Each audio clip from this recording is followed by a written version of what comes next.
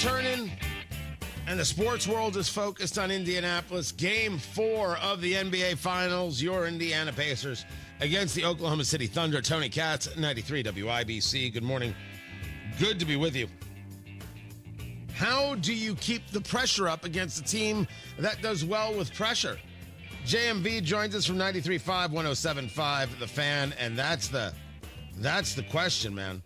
How do you keep that pressure up? How do you work to further tire out this team from Oklahoma City? And how do you keep that up for 2 more games? Well, Tony, what you saw, especially at the end of game number 3, was the Pacers doing just that. It was what I like to call fighting fire with fire. They held the Thunder to 18 points. Not only did they stifle them defensively, and I can't remember the last time we talked about a Pacer team that was stifling defensively. They were in the fourth. They, Tony, played an aggressive nature on the ball, off the ball, anticipating the passing lanes, turning the Thunder over 17 times in that game. But we saw it to a level that we haven't seen, honestly, since the Thunder in game number 2. So really the Pacers are fighting fire with fire and giving the Thunder a taste of their own medicine. And as you referenced, by the end of the game, you could tell there was some grabbing of shorts from Gilgeous-Alexander, from Chet Holmgren was absolutely gassed. So we'll see the adjustments they make going into game number 4, and if the Pacers are able to do that again. But it was the aggressive nature of their defense late combined with just a scintillating effort off the bench from Benedict Mathurin and T.J. McConnell to start. By the way, T.J. McConnell, 10 points, 5 assists, 5 rebounds, first player to ever do that off the bench in a finals. I am convinced that his attitude, those early steals, those dishes, those passes absolutely set the tone. It seems that the tone's being set by McConnell. The tone is being set oftentimes by the relentlessness of Siakam, not so much Halliburton. And I counter that by saying everybody's aware of where Halliburton is at all times in all ways, and maybe that's enough to open up other players, which means Obi Toppin needs more than 8 points coming off the bench, and you can't rely on Mathurin having 27 points. Is Halliburton playing the game he should be playing? He is, and let me tell you this, something that if you watched on game number 3, Tony, that I want to see if he's able to do in game number 4. He almost had a triple-double. He had, I think, 8 rebounds, 9 rebounds, and what happens there, you bring up a good point, because the Thunder, they get out and guard him. They want to keep the ball out of his hands. They don't want to disrupt the Pacers offensively. Thus, oftentimes, it's kind of a little bit of a task, a chore to get him the ball out of the offensive glass or off of a make by the Thunder because they chest guard him. You saw him get 8, 9 rebounds. That gets him the ball easily if he does that, and then starts the Pacers on a break even more easily. I thought among the keys that weren't often talked about in game number 3 the other night, I thought him going to the glass in the fashion in which he did and then pushing the tempo afterwards was tremendous, because then you don't waste time trying to get in the ball, or the offense is not going to start flowing through Andrew Nembhard, which is not a bad thing, but you want, again, Halliburton to orchestrate. And I thought that he made it easier, quicker, and certainly successful because he had 8, 9 rebounds in game number 3.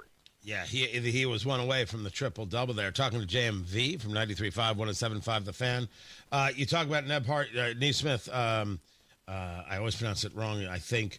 Miles Turner, they, I think, combined had 27 points in game 3. It was not a good outing on the points from any of them. And I caught Charles Barkley saying of Miles Turner, what are you doing shooting threes? Put your big butt down and just slam the damn ball. Is that correct? Is Miles taking the wrong shot in the wrong spot? No, I think, one, Miles was dealing with illness, and I think what you saw at the end of the game was Miles, maybe taking the advice of Barkley. He got in there, got a layup, and they got one in the lane. Because let's face it, in this series, the three is not falling for him. And really, in the past 2 series, the three is not falling. It really needs to for the Pacers to be at their ultimate best offensively, because so much with the pick and pop, you can go pick and roll all the time with a high ball screen between he and Halliburton. But the pick and pop, especially Tony, and we'll watch later on tonight, if we see the Thunder decide to go back big with a lineup of Holmgren and Hartenstein, because that's when we see that pick and pop from Miles especially successful on the three. If the Thunder make that adjustment and go back to that, and you'd love to see Miles start knocking that three down. It just hasn't been there so far.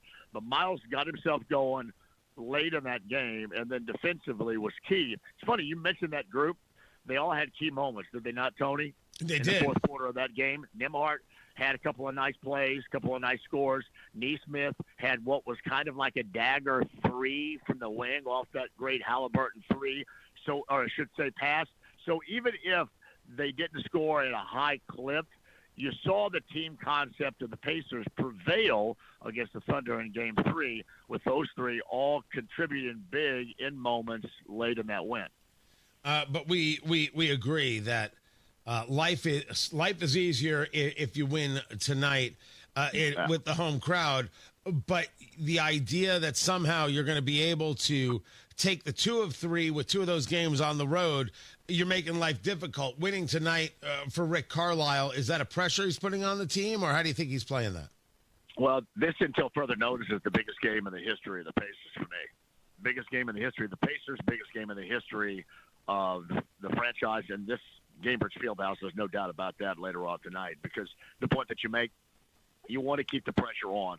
Tony, the one quality, really, among the many qualities the Pacers have, is that they're resilient. We know that. But the one thing that oftentimes we have to remind them of is to be able to deal with prosperity.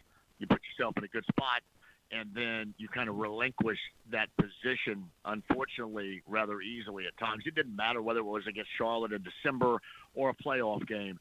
They haven't dealt sometimes with prosperity as well. They have a little bit of that going up 2-1, and the opportunity to really put somewhat of a chokehold on this thing. And you're right, you don't want to go back and surrender to OKC home court.